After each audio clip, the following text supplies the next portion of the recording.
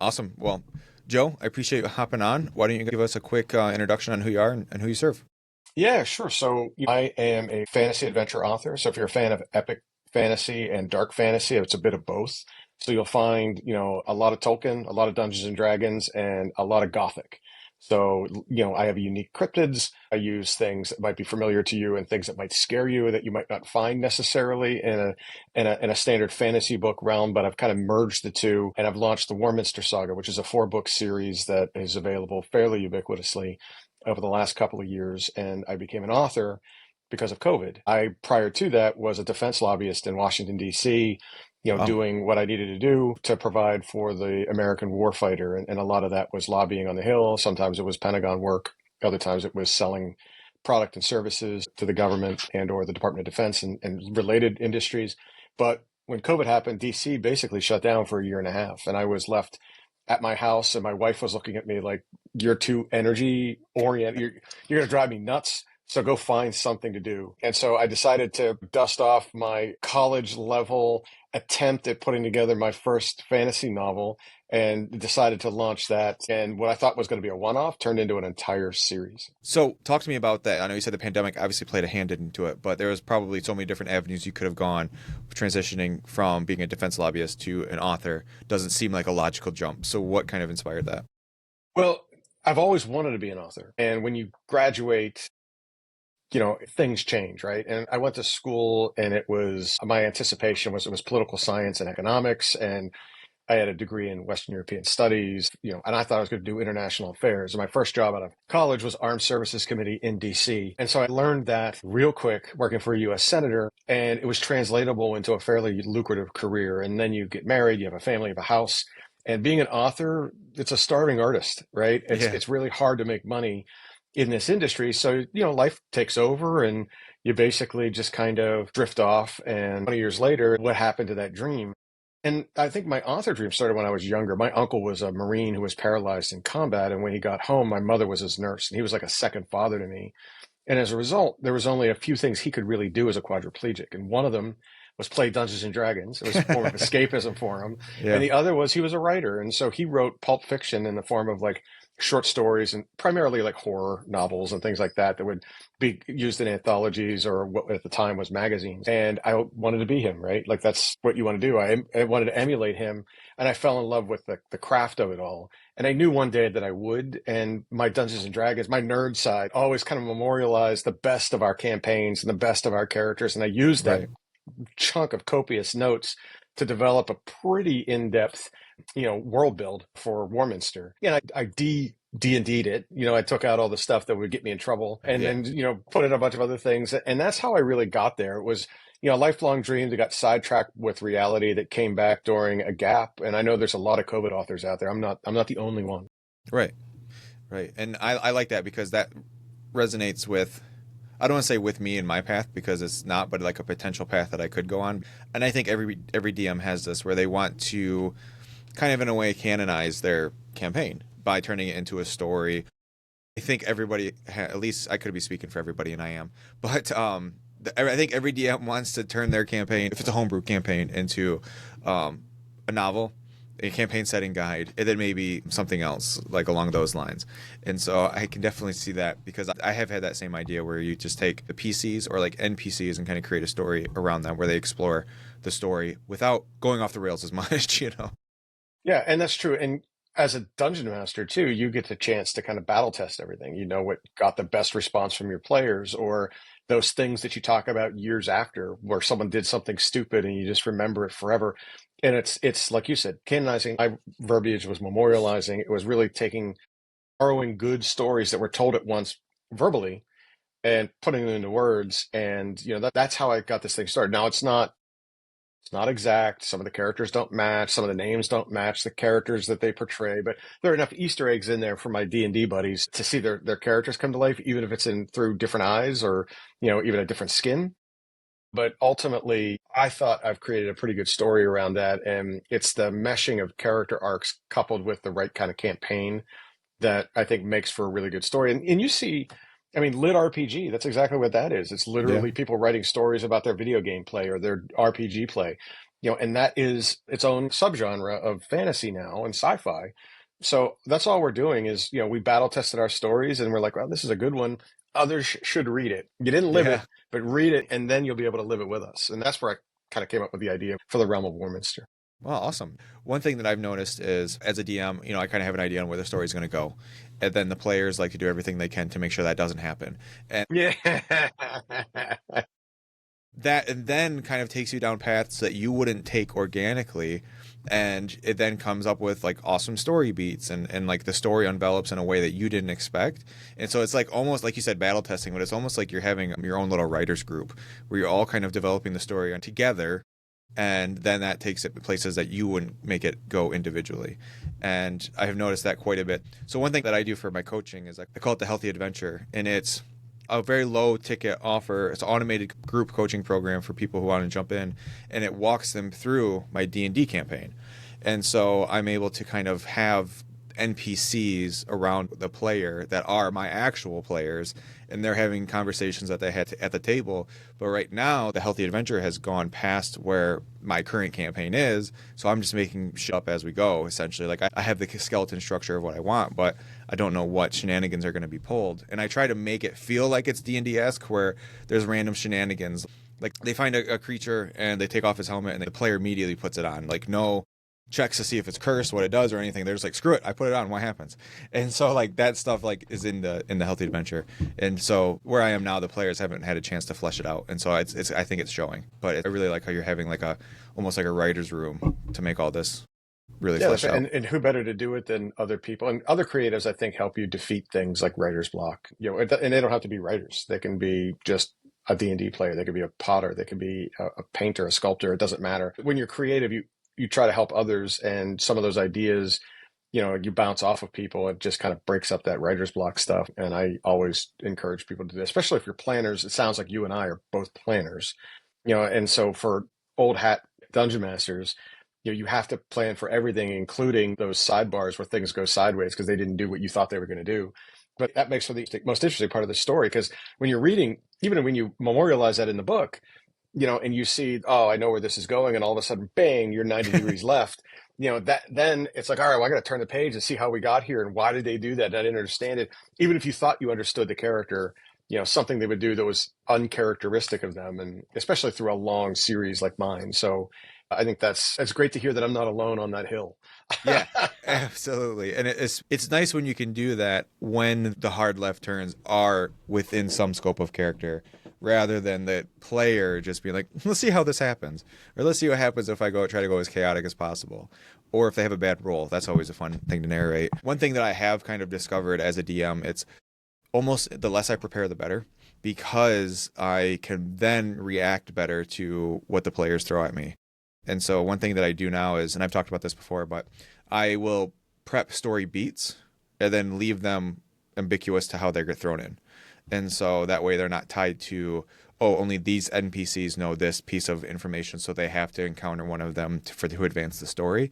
It's this information's kind of thrown in the ether, and then I throw it at them when they need it. And it has really helped me go with the flow. Follow the rule of cool, so to speak. Yeah, I think that's just a hallmark of a good storyteller. You've got to be ready for that. I mean, you see it with comedians that are doing stand-up and they have to do something on the fly, or those, unlike me, who have to plan everything, those that can sit down and just kind of write by the seat of their pants. And all of a sudden you've got this really cool story. You don't really know where it's going to go, but it's fun, and you're going to find out by keeping writing. And for me, that drives me nuts, because as a DM, you want to have the best story possible, but you find sometimes the best stories are created by accident. Yeah, You absolutely. kind of roll with the flow there. So I'm glad to hear that you've adopted that practice. It's pretty cool. Yeah, and it's like the most memorable things at a table aren't going to be the awesome boss battle that you just set up that has all these different layers and elements and everything's dynamic. It's the fact that one of your players was trying to be really stealthy and rolled a nat 1, and then that caused all of the enemies to bombard them, so then you guys all have to save their ass, and then they get to bust their balls for the rest of the session because of all that. Like, those are their memorable moments. And that's the Exactly. stuff that like will make a good scene in a book or in a story. 100%, and that kind of stuff happens, and you might as well take advantage of it when you're writing. So those books behind you and those that are still in your mind, they're going to come out. I'm hoping to hear and read some of those on my own. Yeah, yeah, absolutely. Do you know who Chris Fox is? Maybe. He's a self-proclaimed mid-level author, and he wrote the book 5,000 Words an Hour. And yeah, it's all about just keep going, word vomiting, don't correct yourself, and then just dictate, voice dictate.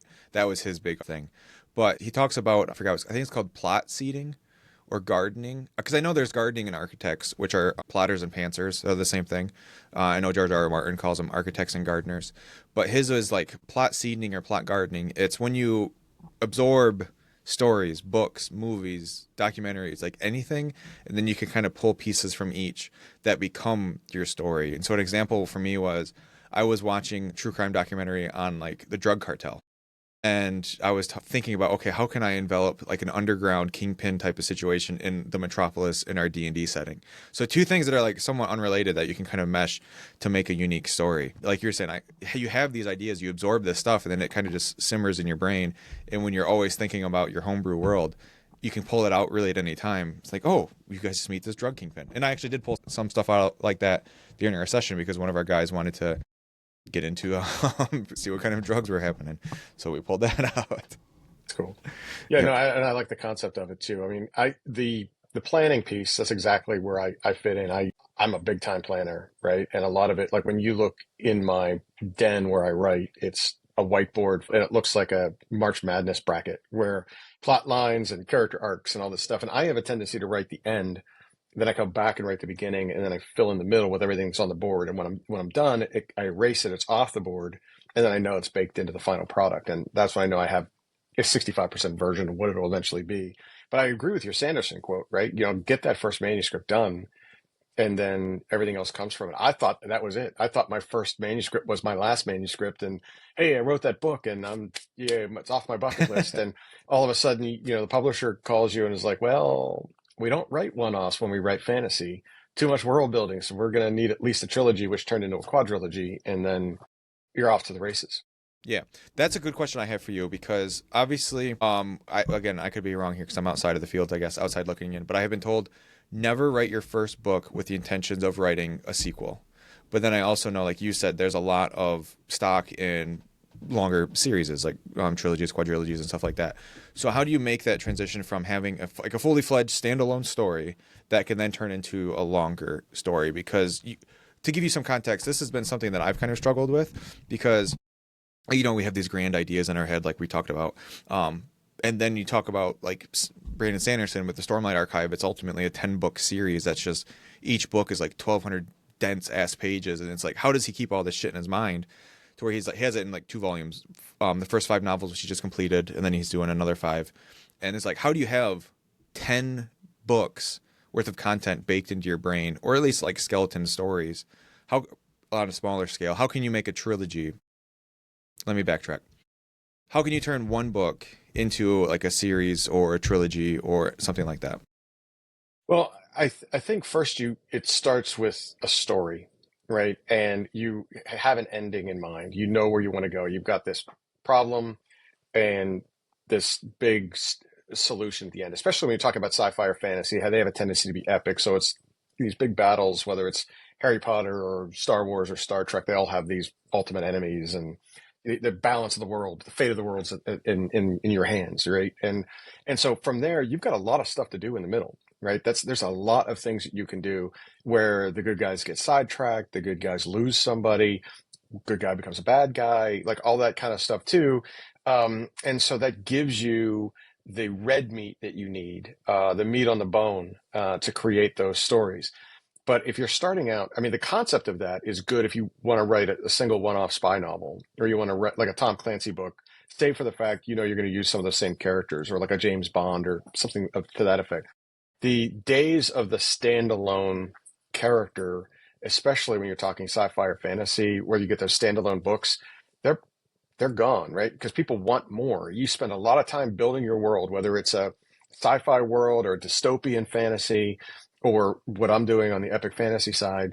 Um, People want more. They expect more when they get to the end of that, and they want to binge it, and they want it to be available quickly, and things like that. So, you know, when you end that, there's a finality to it. And at the end of the day, if you're a publisher, you want to sell more books, right? And if something is popular, you need more books. They want you from a business perspective, put aside the art of it.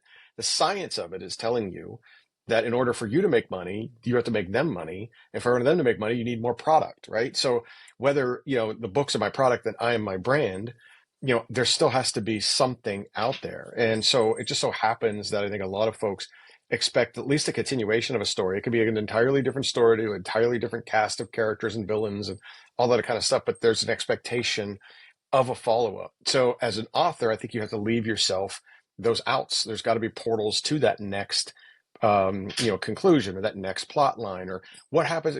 Just asking yourself at the end of what happens next, right? Like I just wrote, a 4-book series, and at the end of the 4th book, it could end right there.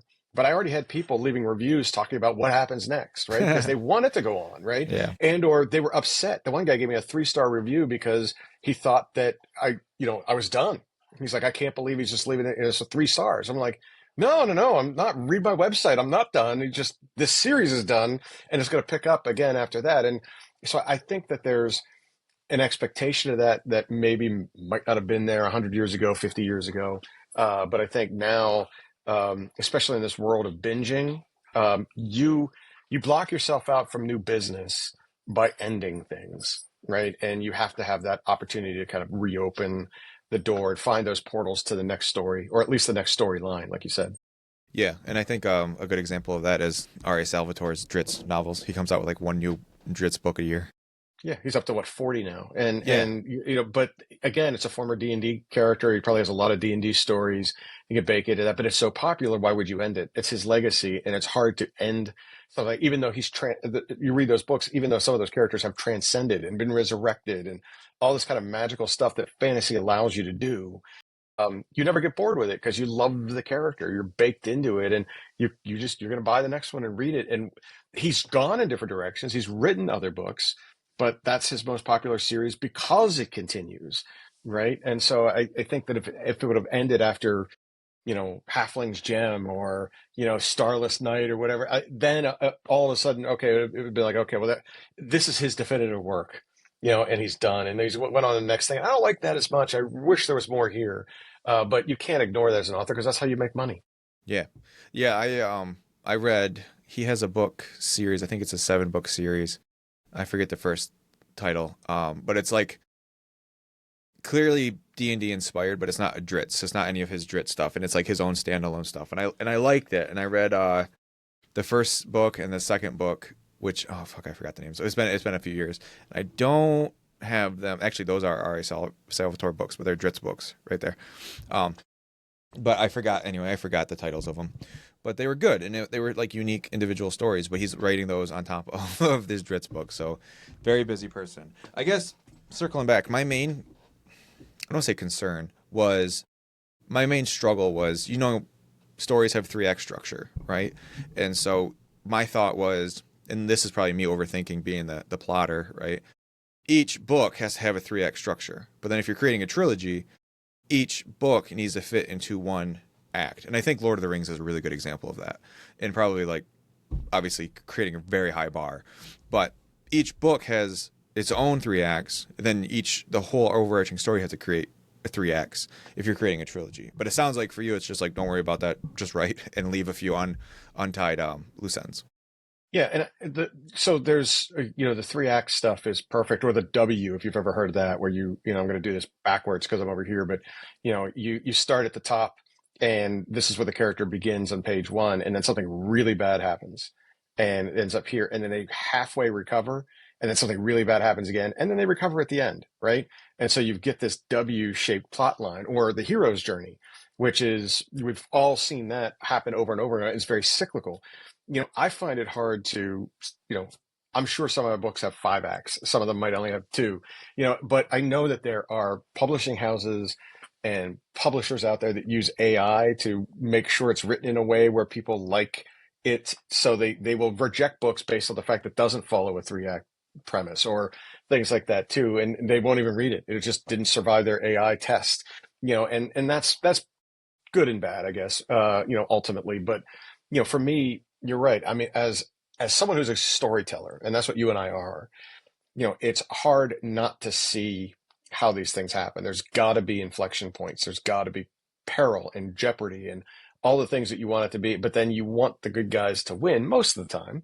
And in my books, because there is a dark element to it, they don't always win, which makes the reader that much more upset. So they want to pick up the next book and read it, right? So there's an encouragement that you leave behind, based on, I think, your ability to weave a story that way as a storyteller or an author in this case, in a way where you're going to keep people turning the page and then buying the next.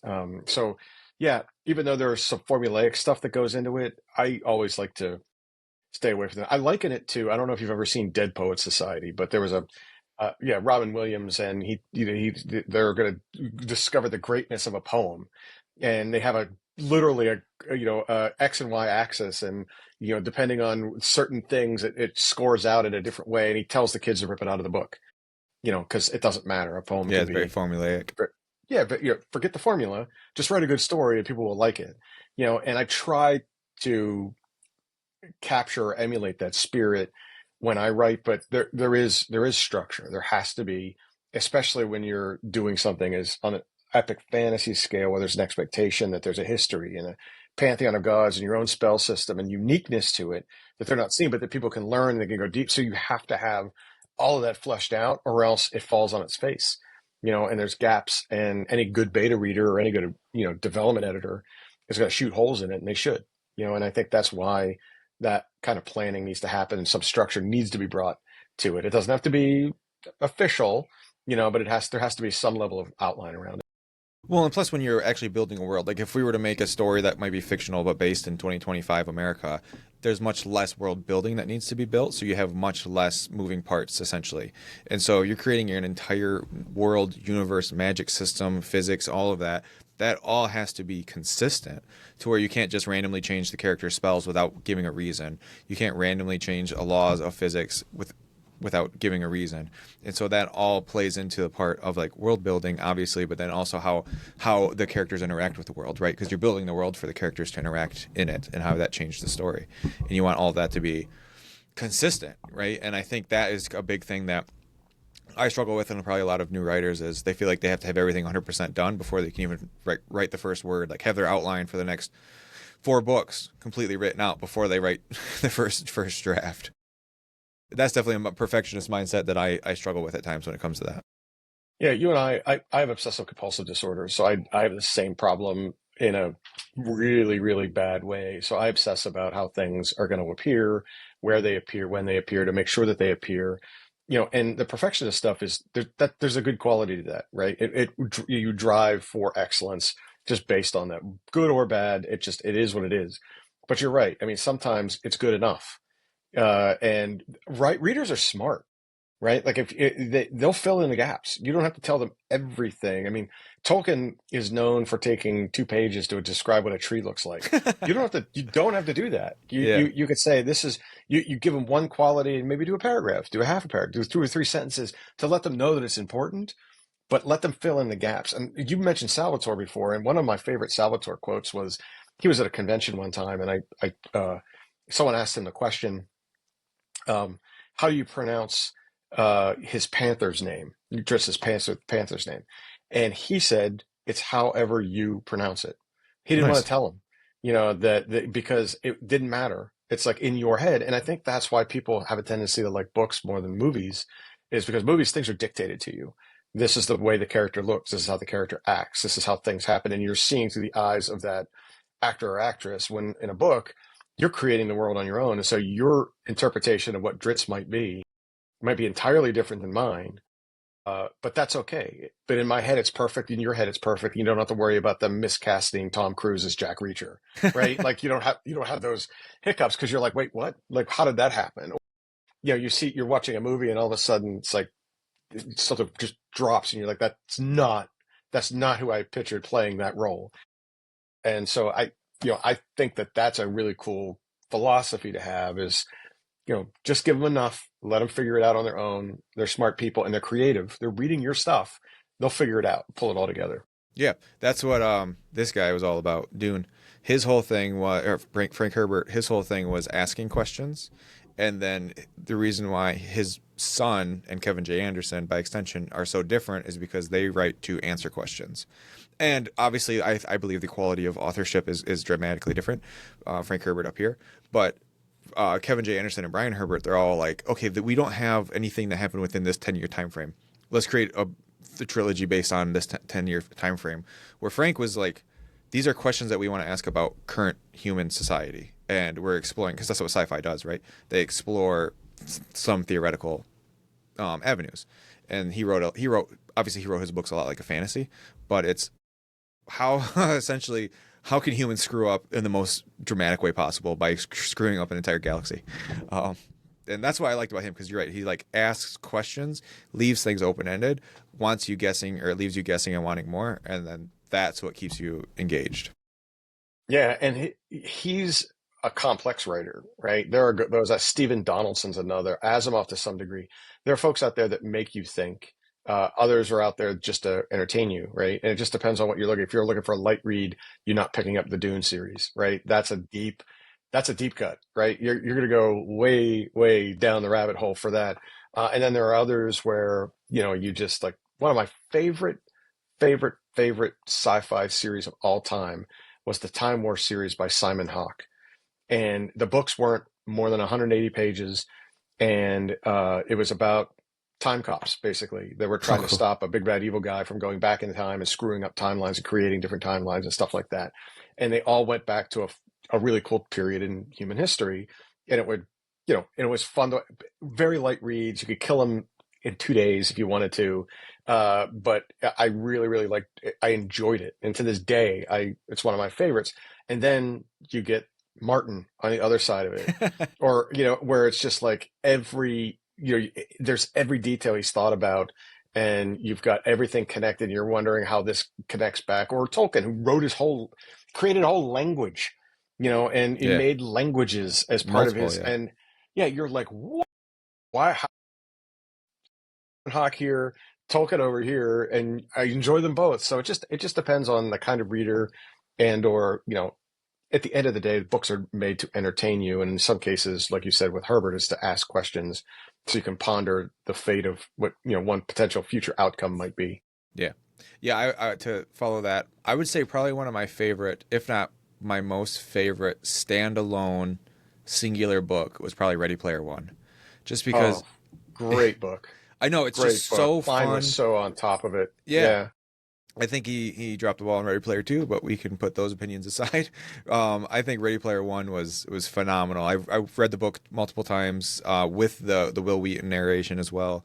The movie was okay for what it's worth. Like, obviously you can't replicate that perfectly because of all the IPs. So I'll use, it's kind of a separate artwork, if you will. But I enjoyed that too. But the book, man, the book hit me in so many different ways, just like how much fun I was enjoying reading it. Well, yeah, not only that, but you could actually see that dystopian future not far away, right? Yeah. Like literally it's not that far away. And so he addresses an issue that we all might address in our lifetime. And it may not be as bad as it comes across in Ready Player One, but what Klein did so well was he also, while he was testing you, he was also entertaining you. And I do think, with as many changes as there was from book to silver screen, I mean, Spielberg did a great job with what he could work with, and creating a story there that made it, really entertaining. Even for those that are just, fans of popular culture, the movie was a lot of fun. But the messaging that's behind that is very Frank Herbert-ish, where it's like, hey, you know what, we've got this, not just AI, but these possible futures. And that goes back to, a number of philosophers that said, if you could enter the matrix, would you? Right. And not know the difference. And I'm using a modern term for it, but you go back 300 years, they were asking those questions. If you could live this perfect life and not know that you were in it, would you choose that versus your life, even though you know that this is real and that isn't anyway, and so, so like those kind of things I think are, a lot of fun. And that's what I think made Ready Player One just a great read. And frankly, I enjoyed the movie too. Yeah, me too. Like I said, I enjoyed them both, but I think the movie or the book was, like I said, I've read Tolkien, I've read Brandon Sanderson's stuff and all of that, and I still think Ready Player One is probably the most fun that I've enjoyed a book reading. Yeah, it is. It's a good tale. That's for sure. For sure. Okay, cool. So one thing I did want to ask for sure was, What actionable steps, or what did you take to go from, sounds like a 9 to 5 career as a defense lobbyist, to being a full-time author, I believe, while you also do the scouting stuff? What steps can you do to make that happen? Like, let's say hypothetically speaking, somebody's listening, they're the forever DM, they have this homebrew world baked up into their head, and they might want to write a novel or multiple series on that. Just coming off the top of my head, this is no way related to me at all. What would you say is what are some actionable steps somebody can take to make that a reality? Yeah, sure. So there's a couple of pieces of advice I would offer. I mean, the first is write something every day. And when I say that, I'm not talking about, it doesn't have to be 2 chapters. It could be outlining something. It could be editing something that wasn't your best work, but you're fixing it before it gets to the official point where you're sending it to an editor. And then there are other times where you're just in the flow. Just write as much as you can to do that. And I'm not. You can go on vacation. You can take breaks over the holidays, your birthday. You don't have to write. That kind of stuff. I'm not being ridiculous, but set a goal that you're writing something, and that way it helps you finish. Right? You will eventually get to the point where you say, "Well, this is good," and I'm done with the story. That's part one. Part two is don't be afraid to socialize it. I think a lot of folks, when they write their first thing, are afraid of critique. And in some cases, you get a critique from people that you're not going to like. And there's 2 parts of advice I would give for that. One is you don't have to take every piece of advice. If someone doesn't like it, maybe it wasn't for them. And I would reverse that on you. And it's like when I wrote it was my mom's favorite book ever, right? And meanwhile, I know she didn't read it, but it was from me, so it was her favorite book ever. So of course it was a 5-star. You were great. I can't believe you did it. All that kind of stuff. And meanwhile, there are people out there that, oh, I didn't finish it. I got 50 pages into it. I couldn't do it, and they didn't give it a chance, right? Take those and throw them out. They don't count. But listen to people that are legit, and listen to people that know your subject material. So if someone reads romance and you're writing a fantasy novel, that might be the right beta reader for you. Find people that understand it, that are reading contemporary stuff, and they're offering you real constructive criticism. And don't be afraid of it, because it's only going to make your stuff better. When I sent my first manuscript out for editing, it came back with 1,100 edits, and some of them were, Jeez. copy line edits. Others were suggestions of things that were wrong. Other things, I was a first time author, right? And it pissed me off. But at the end, it was like going to the dentist. Like you came back, your teeth were clean, and you're like, this is much better now. And I've got 6 more months before I have to go back, and all that kind of stuff. So I think that even though it sucks, it's do it because it'll make your product much, much better. And the third thing is when you do hit writer's block, because we all hit writer's block, and I mentioned this a little earlier, find other creatives to bounce your ideas off of. And they don't have to be authors. They can just be other creative people, your D&D group, for example, or, someone that is an artist, a part-time artist, or whoever, it doesn't matter. Just someone, and ask them about it and let them tell you their opinion. And they might shed some light on something that's completely different. You're like, oh, that's great. Or they might say something that you don't like, and you're like, well, I like what I have better. But at least you tried it, and then you could commit to something. And I think all those things combined will get you to that first manuscript that you don't mind sending out to an editor to take a look at. Nice. I like that a lot because obviously, like your first tip, just do something daily, make a habit out of it, even if it's a couple hundred words.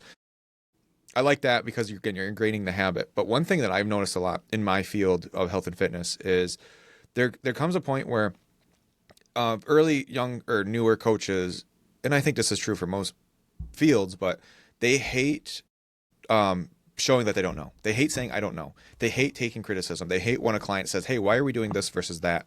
And then they kind of get defensive. And so I can kind of see that as where like new authors are going to be, where somebody gives them criticism, they're like why is your character doing this when it would make more sense for them to do that? And then instead of saying, okay, that's a good piece of advice, let me sit and mull on that, it's no, actually we're doing this because of X, Y, and Z. And it's the DM that's railroading you hard because they didn't come up with the other alternative that is probably might be a better idea. And then like going back to health and fitness, it's like when a client asks me, hey, I don't like this, or why are we doing this, I don't like this, can we change it? It's like, yeah, for sure, like this is your workout, not mine, let's change it. And so it can be like the same thing with that. It's like, well, for example, with me and with my DMs, like we said, we follow the rule of cool. Players want to completely go hard right, I'm going to follow them. Like, okay, let's see how this plays out. The old you can certainly try type of mentality. Those are, like we talked about earlier, those are what normally have the good memorable parts, best outcome, I will say, because the players felt like they were the ones that are driving the story, not on the rails. And so, and that's partially true, right? They're the ones guiding the story in that way. And you're just kind of putting breadcrumbs one or two steps in front of them rather than laying it all out before the Yeah, it's like session. choose your own adventure, right? You just Yeah. roll with the punches. Yep.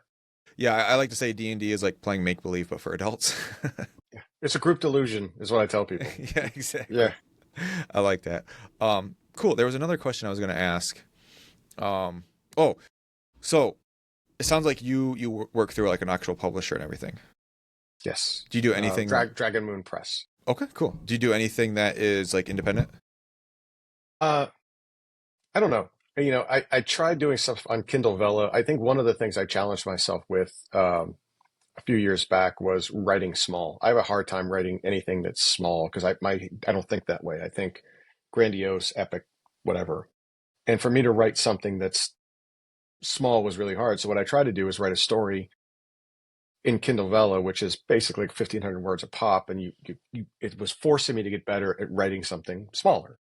And what I ended up doing when Kindle Vella went sideways was taking my book back and weaving it all together to make a bigger book anyway. So like I totally failed at it, but like that is not under a publication right now. And I've been contemplating doing it at Indie just to see, if it works out. And I'm an entrepreneur by trade. I've owned a couple of businesses over my lifetime, and being indie wouldn't scare me. And the reason I went traditionally published originally was because I didn't know the industry. And if you don't know the horse, you don't make the bet. And so for me, I wanted that Sherpa. I wanted someone that understood the industry that can give me a little bit of a head start, even if it meant the forfeiture of royalties as a result. But now that I understand a little bit better, I wouldn't be afraid to go that way. I just haven't. And I appreciate having someone that's also invested in the success of the series and basically the property as it continues to grow.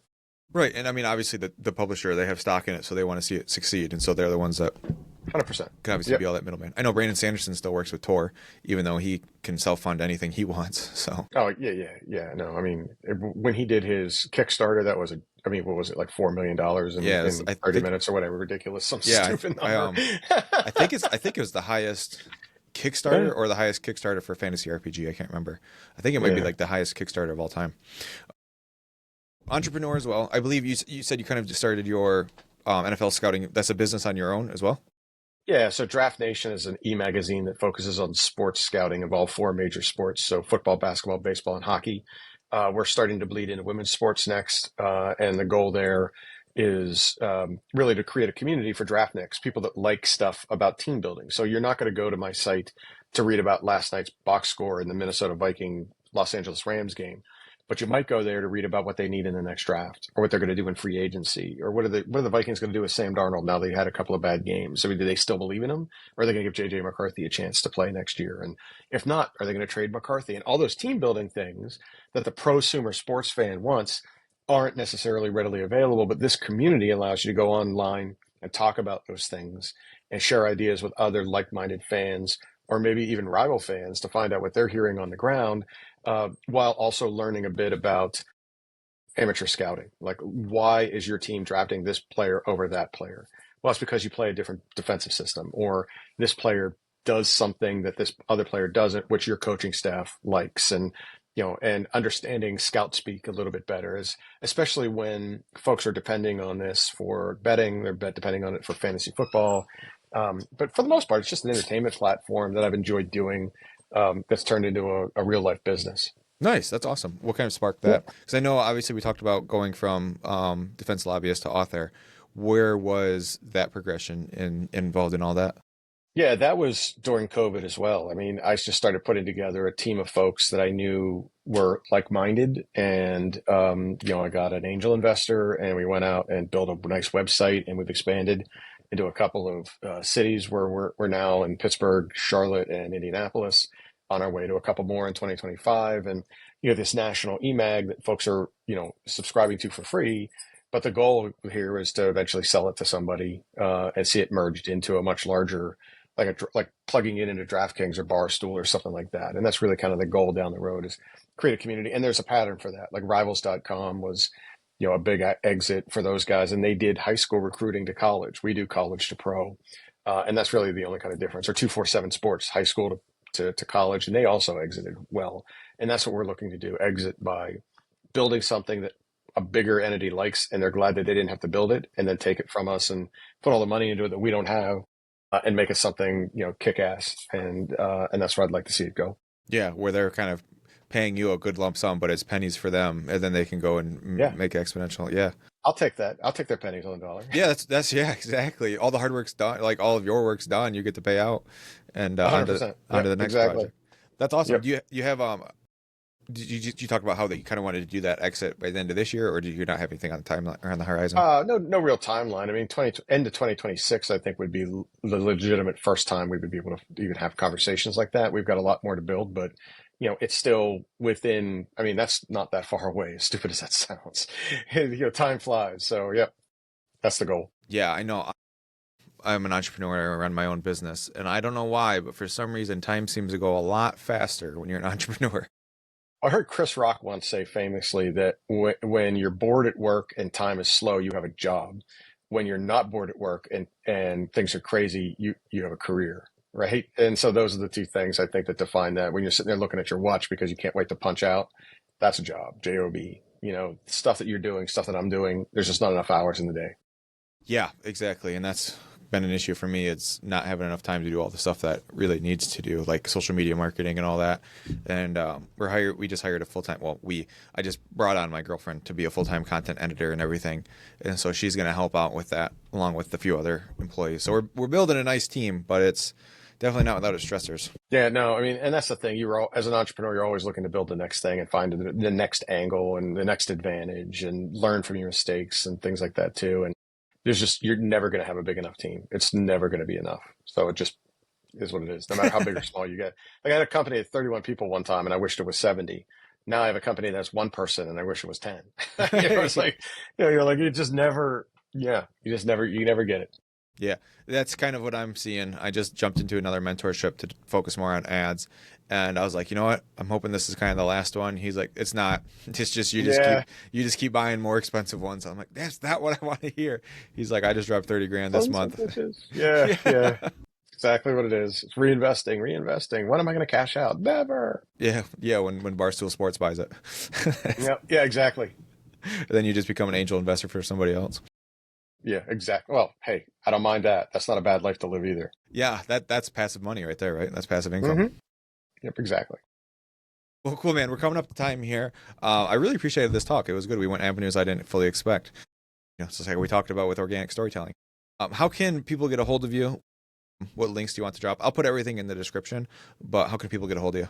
Yeah, I'm really easy to find. If you want to email me, joe@jvhilliard.com. That's HILLIARD. If you want to find me on socials, it's at JV Hilliard Books. Amazingly so.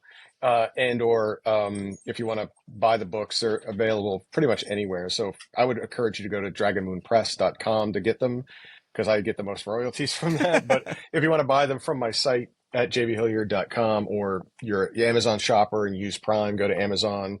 They're in ebook form. They're in audiobook form. So any platform that has those books, you'll be able to download it. Cool. Awesome, man. Well, hey, I appreciate it again. Like I said, I'll put all the links in the description. Definitely check that out. And then I guess until next time. I'm looking forward to it. Thank you very much for having me. Appreciate it. No problem at all.